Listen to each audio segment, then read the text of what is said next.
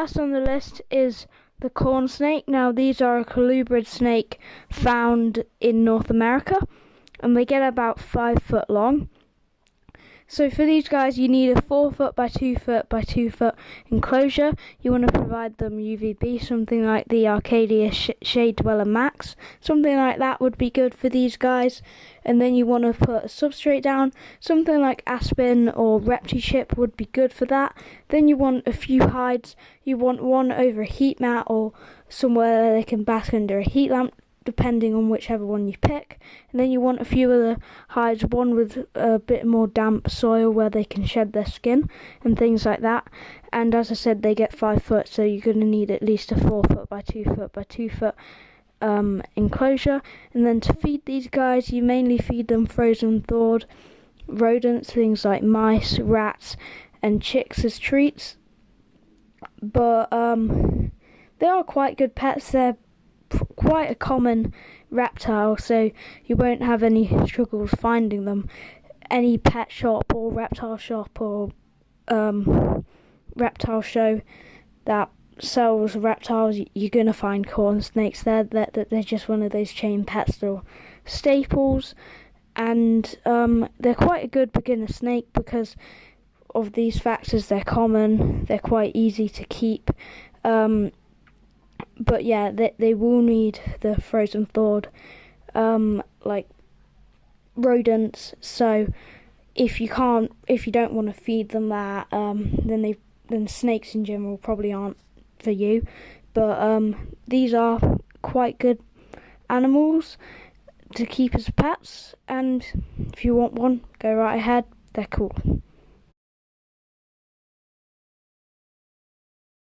So next on the list is the Kenyan sand boa. So these are a boa species from Africa. They are the Kenyan sand boa, but they're found like a lot more over Eastern Africa. So yeah, these guys are sand boas, so you can keep them straight on sand. It really doesn't matter. Most of the time they will bury. They are quite a fossorial species, which means that they like to go underground most of the time, although it is quite a good idea to give them UVB. And then for heating, a heat mat is best because they probably aren't really going to bask. I haven't kept them before, so I can't really say anything about that, but knowing that they're a fossorial species, I think they'd probably bury themselves under the sand more often. And then you want to provide them a water bowl, maybe things like cork bark, a rock, as long as it's placed on the bottom so they don't hurt themselves, like it doesn't fall on them when they're digging around. Just places for them to have enrichment.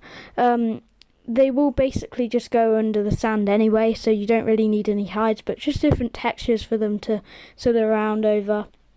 It's quite a good option, and you can keep these in a 3 foot by 1.5 foot by 1.5 foot. That's probably like quite a big size for them. You could keep them in like a 2 foot by 1 foot by 1 foot, would be okay for like a male, but a female you'd want a 3 foot by 1.5 foot by 1.5 foot, because they are a lot bigger than the males. It's a bit of sexual dimorphic differences with these snakes.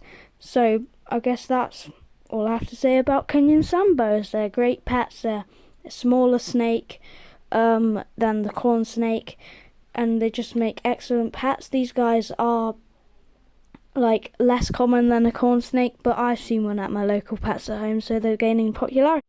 Next is the royal python. Now these are personally my favourite species of snakes. I really like the wild type coloration.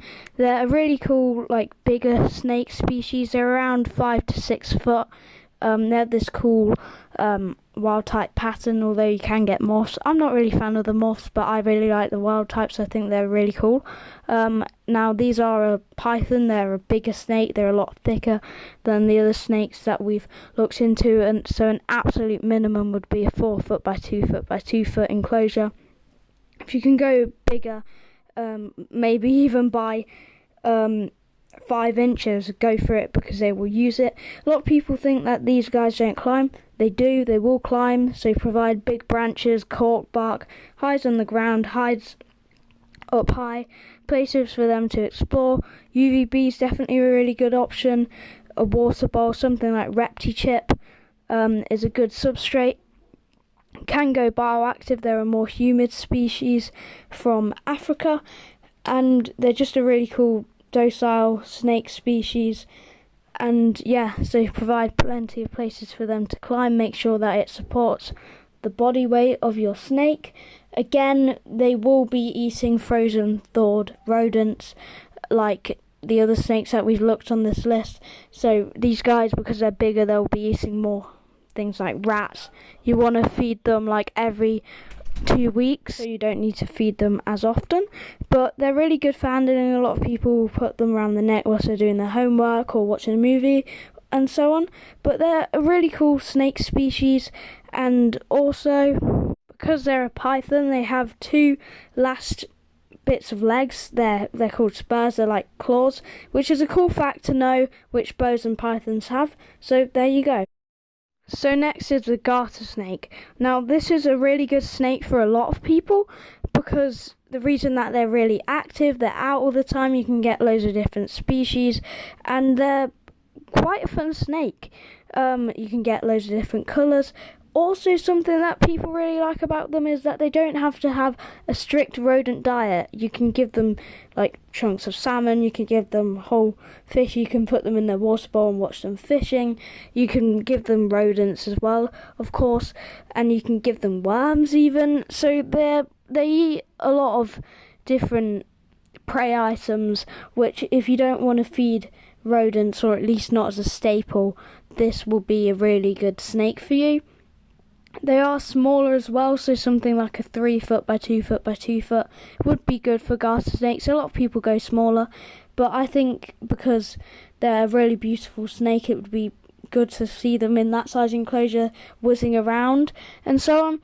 The only real con with them is one that they are smaller, they're not very good with handling, and that's a bummer for a lot of people. So it means that you can't really interact with them when they're out of their cage. The only reason you want to do that is to weigh them and so on. So you could say they're a bit boring in that sense, but certainly not when you're watching them. Also, a lot of people don't like them because they're quite common, but I think even though they're common in the US, they aren't very common in the UK. So they're just an amazing species of snake, which I think more people should keep. And yeah, these guys are also a colubrid snake, just like the corn snake, but they're quite distantly related. But next we are going to move on to something that is closely related to the corn snake, so let's get into it. So next are king snakes. Now these are related to corn snakes. They can even have hybrids, which is really cool. This does include milk snakes and California king snakes and loads of other species, because there's a lot of them. But the basic idea is something at least a 3 foot by 2 foot by 2 foot for these guys, and then you want to heat them either with a heat mat or a heat lamp. Something like ReptiChip or aspen shavings would be a good substrate for them.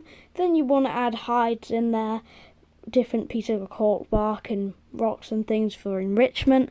A water bowl, as always.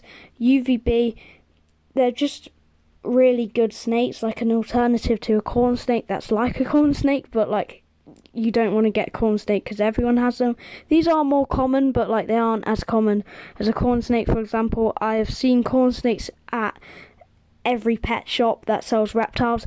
I've never seen a king snake that's been sold at a pet shop for which sells reptiles, and that's excluding reptile shops. I've seen them all the time at reptile shops, but like in generic pet shops they aren't really going to be there. But they are quite a cool group of snakes that's relatively similar to corn snakes. They eat the same things, just a little bit smaller because they're a smaller snake species. And yeah, I think they'd make a great alternative to a corn snake if you were looking into that sort of thing. You just wanted a slightly smaller enclosure, and you didn't want a corn snake because your friend has them and you want to impress them.